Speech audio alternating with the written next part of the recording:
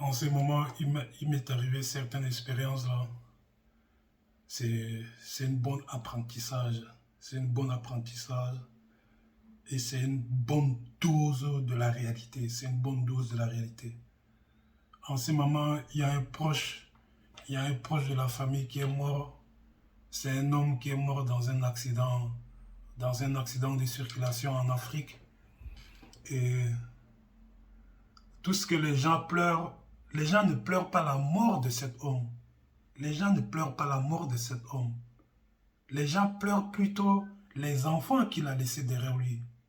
Les gens pleurent les enfants qu'il a laissés derrière lui. Les gens pleurent sa femme qu'il a laissée.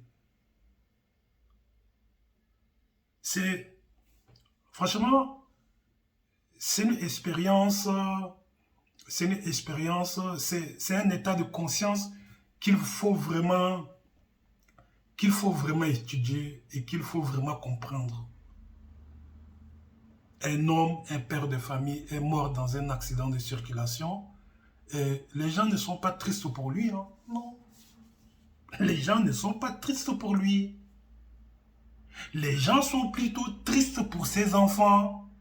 Les gens sont tristes pour ses enfants. Les gens sont tristes pour sa femme. C'est pour ça que moi je dis en tant qu'homme là, aucune femme ne doit dépendre de vous et l'éducation que vous donnez à vos enfants, ça doit être une éducation autonome. Ça doit être une éducation d'autonomie. Votre femme doit gagner son propre argent, elle doit avoir un travail, elle doit gagner son propre argent, elle doit être indépendante de vous, elle doit être autonome de vous. Et vos enfants doivent être éduqués dans le sens de l'autonomie, dans le sens de l'individualité, dans le sens de l'autonomie.